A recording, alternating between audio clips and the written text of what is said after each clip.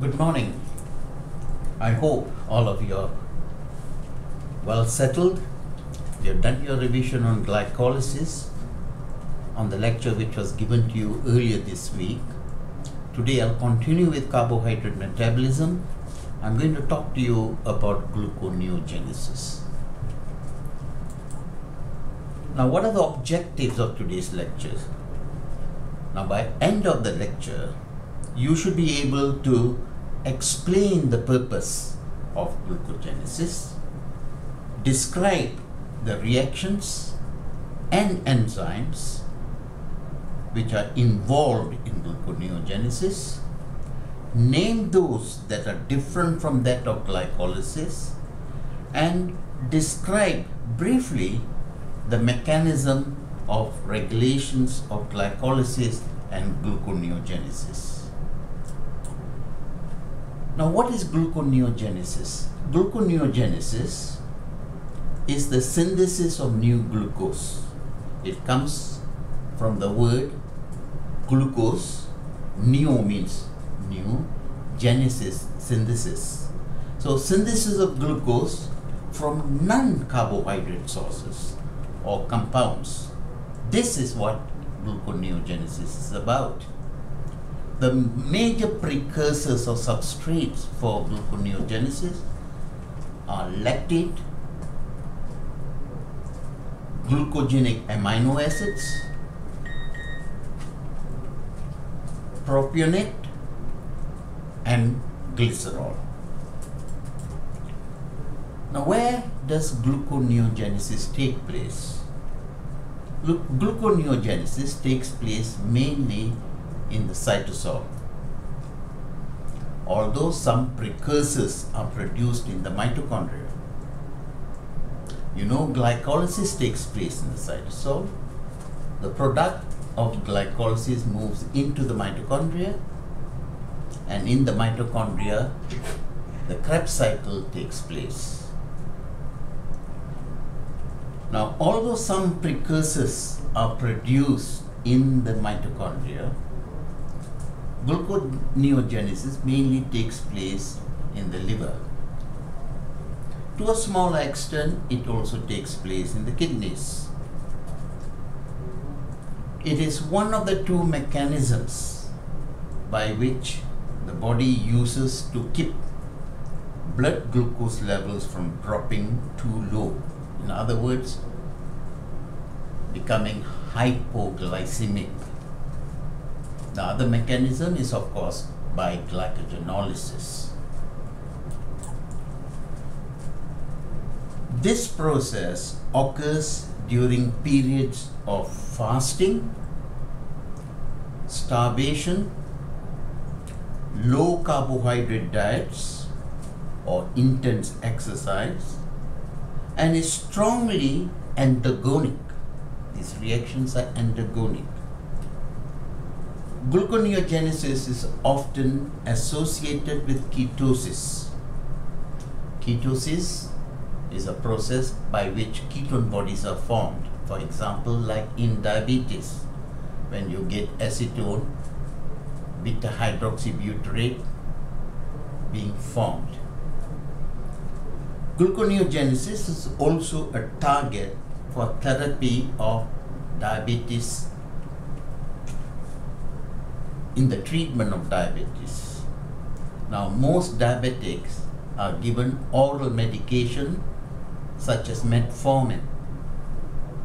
Metformin, the mechanism by which it acts, it is known to inhibit formation of, metformin inhibits glucose formation, as well as it stimulates glucose uptake into cells. Once glucose has been taken into the cell, it is phosphorylated, and once it's phosphorylated, glucose is unable to come out of the cell. What's the importance of gluconeogenesis? One, the supply of glucose to the body is essential for a variety of functions. For example, brain as an absolute requirement for glucose. Central nervous system as a requirement for glucose. So is the erythrocytes. They are dependent on glucose for continuous supply of energy. Glucose is the only source that supplies energy to the skeletal muscle under anaerobic conditions. In fasting, even for a day, glucogenesis must occur to meet the basal requirements of the body for glucose and maintain the intermediates of the citric acid cycle. Certain metabolites produced in the tissues accumulate in the blood. For example, lactate, glycerol, and propionate. They occur as products of metabolism. Gluconeogenesis essentially clears them from the blood. Gluconeogenesis is a pathway consisting of enzyme catalyzed reactions. The pathway may begin in the mitochondria or cytoplasm, depending on the substrate being used. Glycolysis takes place in the cytosol. The electron transport chain, the TCA cycle, takes place in the mitochondria. Now, most of the reactions are reversible steps found in glycolysis. Now, since glycolysis and gluconeogenesis are opposing pathways, there has to be control so that glucose formation or breakdown will occur in a physiological sound fashion.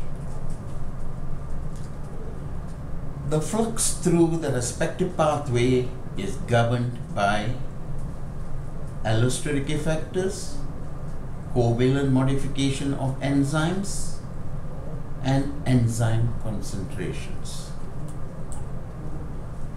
Now let us go into detail of gluconeogenesis.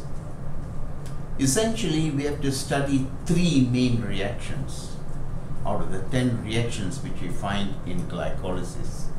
These 3 reactions are the reactions which we consider as irreversible in glycolysis under normal physiological conditions. The 7 reactions are common for glycolysis and gluconeogenesis. The 3 irreversible steps of glycolysis are catalyzed by enzymes, mainly that catalyzed by hexokinase, phosphofructokinase, and pyruvate kinase. The irreversible steps in glycolysis are circumvented or being able to overcome by 4 enzymes which are designated as the key enzymes of gluconeogenesis. They are pyruvate carboxylase, phosphoenol pyruvate carboxykinase, fructose 1,6-bisphosphatase, or in older textbooks you will come across as fructose 1,6-diphosphatase, and finally glucose 6-phosphatase. Gluconeogenesis begins in the mitochondria with the formation of oxaloacetate through the carboxylation of pyruvate. Pyruvate is a 3-carbon compound. Oxaloacetate is a 4-carbon compound. 1 carbon has to be added to pyruvate in order to produce oxaloacetate. This is a carboxylation reaction. The reaction requires 1 molecule of ATP to supply energy for this particular reaction. It is catalyzed by the enzyme pyruvate carboxylase. The enzyme is stimulated by high levels of acetyl-CoA. Acetyl-CoA is produced by beta oxidation in liver. Now, this is an example of an allosteric activator. The reaction is inhibited by high levels of ATP. Now, due to membrane impermeability, oxaloacetate cannot diffuse out of the mitochondria. Therefore, it is converted to malate by mitochondrial malate dehydrogenase and then transported out into the cytosol. In the cytosol is regenerated to oxaloacetate by cytoplasmic malate dehydrogenase. The enzyme malate dehydrogenase is present both in the mitochondria and in the cytoplasm. In cytosol, PP carboxykinase converts the oxaloacetate to phosphoenol pyruvate. Here, GTP is required, which GTP provides energy and carbon dioxide is liberated. Conversion of fructose 1,6-diphosphate to fructose 6-phosphate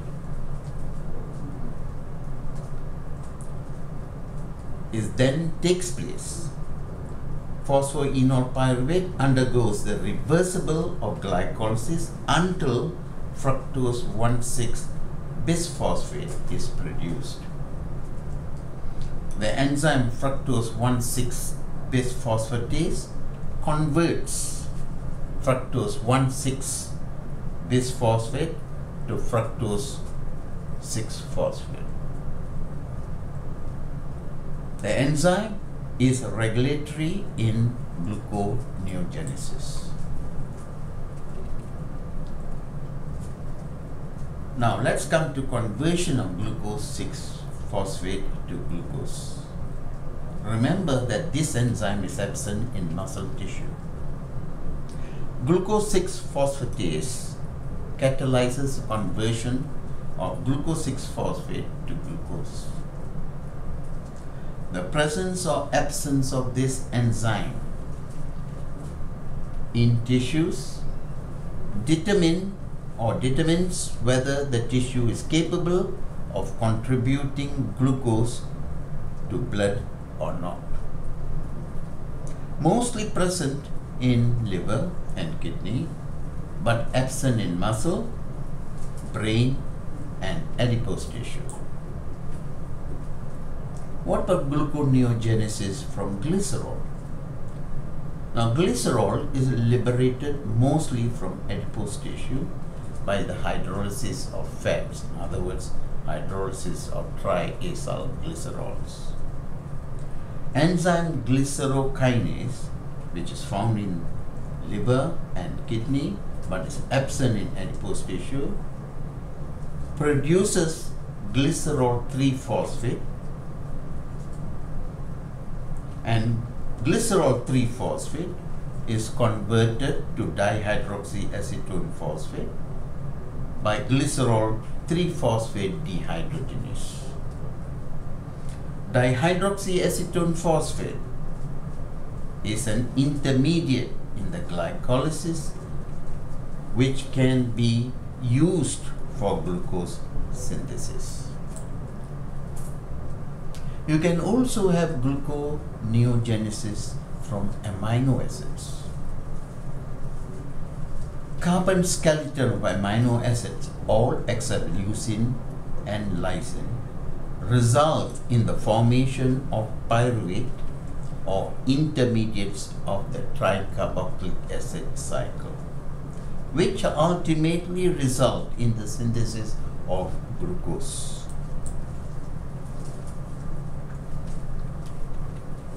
Gluconeogenesis from propionate. Now when you oxidize odd chain fatty acids, example methionine, isoleucine, these yield a 3-carbon propenyl-CoA.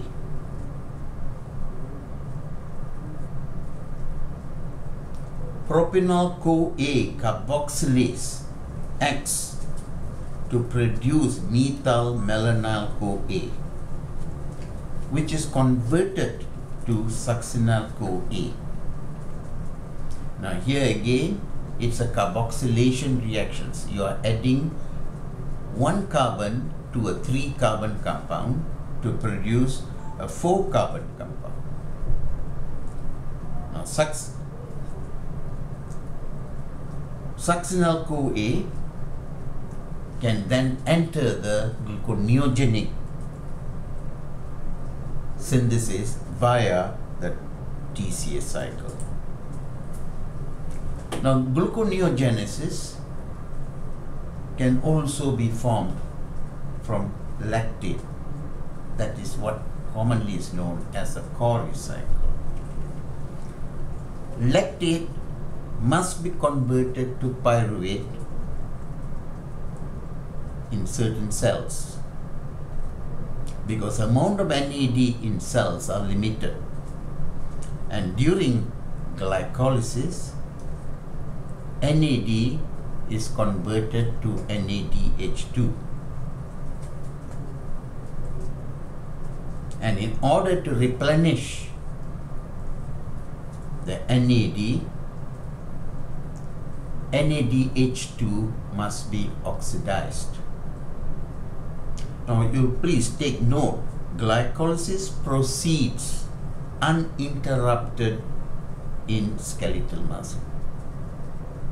In muscle, lactate or pyruvate cannot be utilized for synthesis of glucose.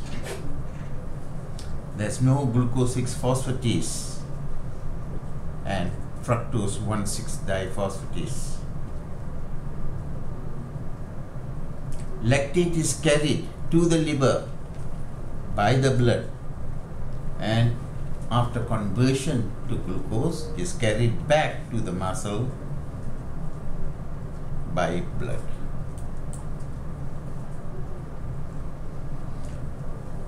What about the glucose-alanine cycle? There is a continuous transport of amino acids from muscle to liver, mainly during starvation. There are a number of transamination reactions which takes place in the muscle. Now this is a summarized version of the Cori cycle. Here, let's take for example in the muscle, glucose is oxidized to lactate. Lactate comes out of the muscle through the blood to the liver.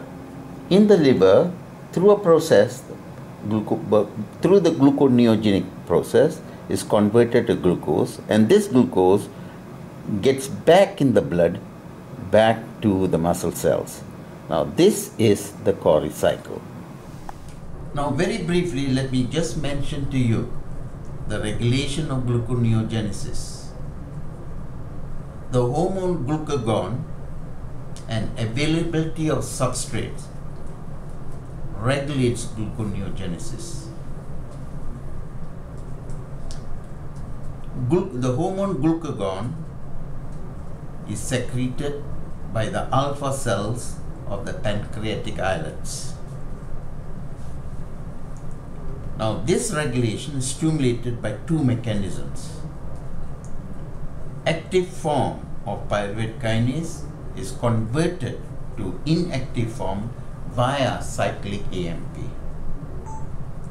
Now decreased pyruvate kinase results in the reduced conversion of PEP or phosphoenolpyruvate to pyruvate. Glucose, the second mechanism, glucose reduces the concentration of fructose 2,6-bisphosphate. This allosterically inhibited phosphofructokinase. So this allosterically inhibits phosphofructokinase and activates fructose 1,6-diphosphatase. Now both these mechanisms favor increased gluconeogenesis. You can also depend on the availability of substrate. Gluconeogenic amino acids influence gluconeogenesis. This is important in diabetes mellitus, because in diabetes there's a decrease in insulin. Acetyl-CoA promotes gluconeogenesis. Okay, let's look at starvation. In starvation, there's excess lipolysis in adipose tissue, which gives rise to acetyl-CoA. Now, acetyl-CoA allosterically activates pyruvate carboxylase. Alcohol inhibits gluconeogenesis, and you must also remember oxidation of alcohol also utilizes NAD. Therefore, excess of NADH2 interferes with gluconeogenesis, that is, the substrate made unavailable by alcohol intoxication. What about gluconeogenesis from fat? Fatty acids, or here we are talking about even chain fatty acid, on oxidation produces acetyl-CoA. Acetyl-CoA, which is a 2-carbon compound, disappear as 2 molecules of carbon dioxide in the Krebs cycle. However, the glycerol released from lipolysis and propionate from oxidation of odd chain fatty acids are good substrates for gluconeogenesis. Thank you.